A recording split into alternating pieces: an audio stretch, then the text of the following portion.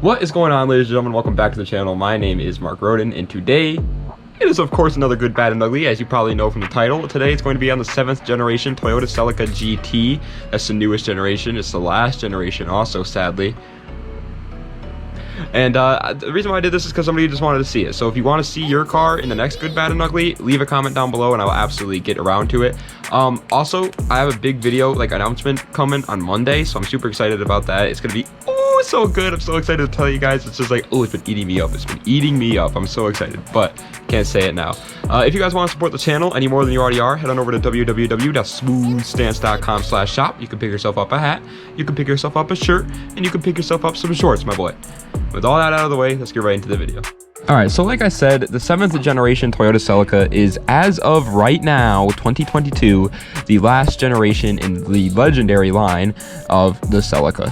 It was built from the years 1999 to 2006 and went by the chassis code T230. That is a pretty damn decent runtime, and since they aren't that wanted either, you can find them for sale very easily.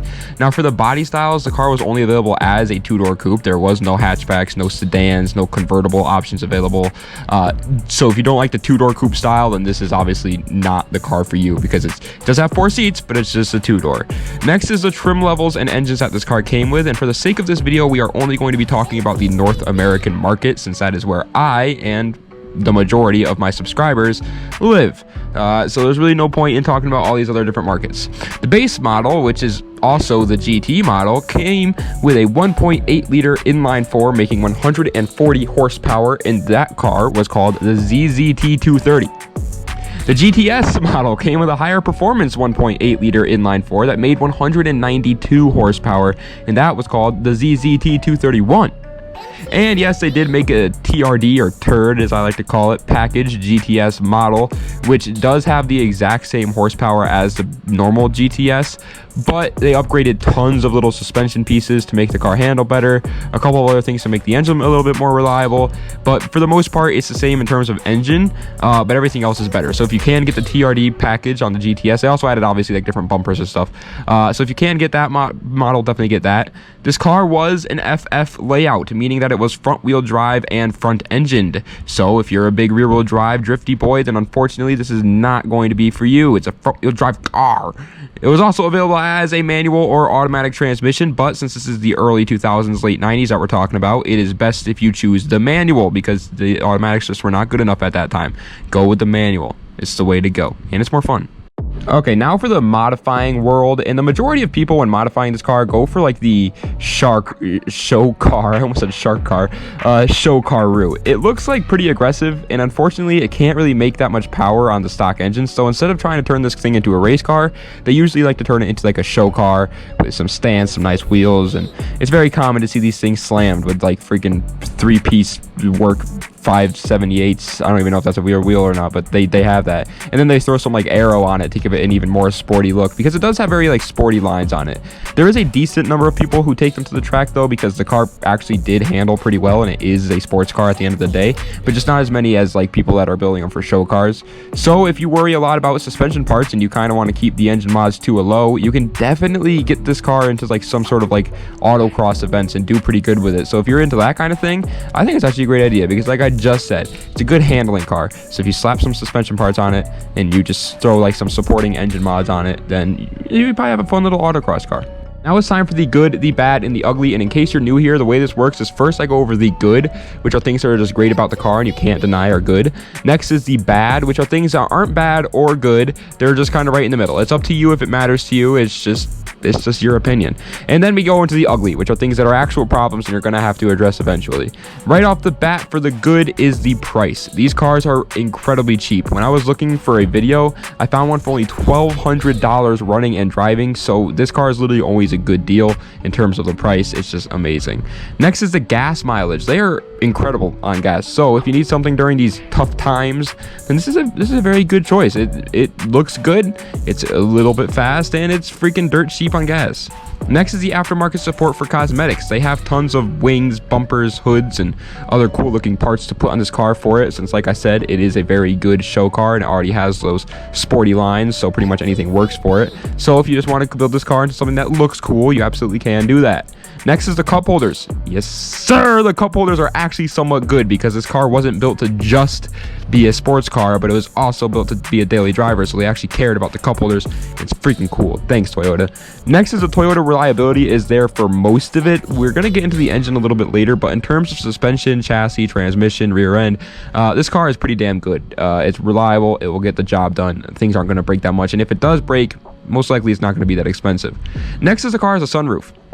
I just wanted to put it out there. I like sunroofs, are pretty cool. And finally, for the good is the trunk space. Once again, this is kind of like cementing this car as a good daily driver, but the trunk space just has a lot of room. If you want to fit a whole freaking tree in it, you probably could. Now we're into the bad, which ones, keep in mind, are not necessarily terrible things, but they're kind of up to you. And right off the bat is going to be the sound. I don't really like it too much, but like I said, it's up to you. So here's a clip, you can decide.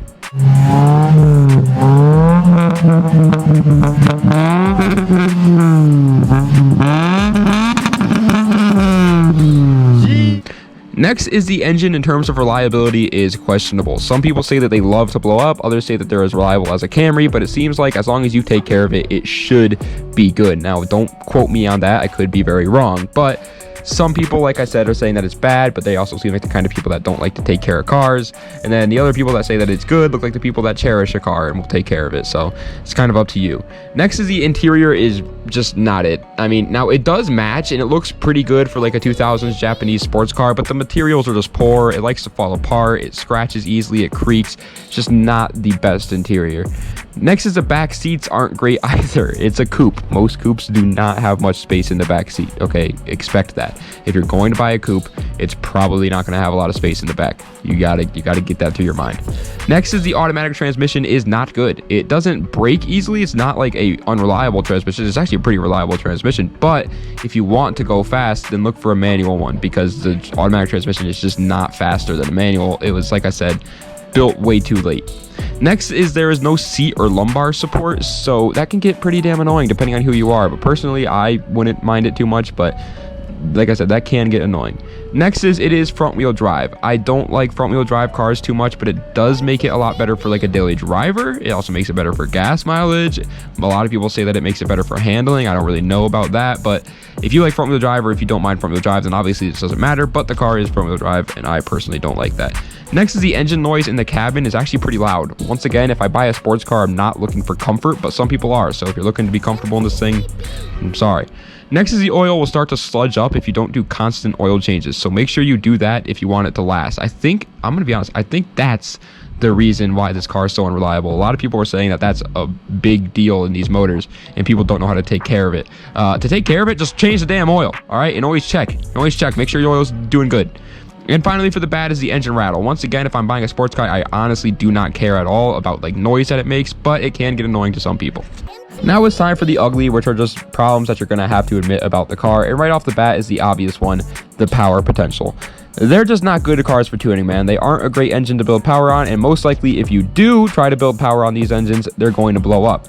If you want to drive this car fast, you better do it with freaking corners, like it's almost like a Mazda Miata or some sort of Honda, or you're going to get incredibly bored about it. Okay, I'm sorry. And it's not like the power from factory is that great either. It's only 192 horsepower, so you can't really build it up from there, and 192 horsepower isn't that great. But finally, for the ugly, is the car tends to have tons of backfiring or misfiring problems, and in my opinion, it seems to all go back to the fuel system. So I don't know if I just cracked the code and I'm like freaking Da Vinci here, but either way, this engine loves to misfire for some reason. I'm sure there's a cause to it, and if you did enough research and you spent enough time and effort trying to figure it out, you could most likely figure it out and fix the problem. But in my humble opinion, I think it's a fuel system issue. I would look into that. A lot of the evidence points to a fuel system issue. There's a lot of things within the fuel system that seem to be faulty and break, so I would look into that first. So, do I think that you should get a 7th generation Celica GT? Well, it depends on if it's your first car or not. As a first car, I think it's a good choice, especially for the price. Most people aren't fortunate enough to get like a 350Z or like an S2000 or something like that as their first car, but they still want a sports car that's kind of reliable and gets the job done, and that's exactly what the Celica does. It is a freaking reliable little sports car. It's not going to get you in any trouble, and it's going to look good while doing it, so that's what you want as a high schooler. It still looks cool, but it's not incredibly dangerous. interest. However, if this is your second car, your weekend car, your project car, something that you're going to build up, then no, I don't think that you should get it. There's just not enough potential to make this into something crazy fun, and stock, they really are kind of underpowered, man. So I would look at something like a Civic or a Lexus IS300 for like a cheap project car. If you do like the handling stuff, then I would recommend, like I said, a Civic. You can build those things up to be really good. They can look really cool, and they're very cheap, just like these cars are. A Miata is another good choice for something like autocross. If you're looking for straight line speed and you only have that much money, go with like a Catfish Camaro. Yes, it's ugly, but it will get the job done. 7th gen Celica GT just kind of seems a little bit lackluster in most of those aspects. But ladies and gentlemen, that is the end of today's video. I hope you enjoyed. If you did, please be sure to like, comment another video that you'd like to see down below, and subscribe to the channel for more. I am so excited to tell you guys what's happening on Monday. I cannot wait, but I have to wait. It hurts. But anyway, guys, if you want to see a car in the next Good, Bad, and Ugly, leave a comment down below. The next one I'm going to do is the BMW E39. Somebody said they wanted to see that, so I'll do that. I also want to do the Lexus IS250/350. We'll probably do that. But let me know if any other cars that you want to see down below, and we'll get that done in the Good, Bad, and Ugly. Thank you guys so much for watching. Das Vidania. Have a nice night.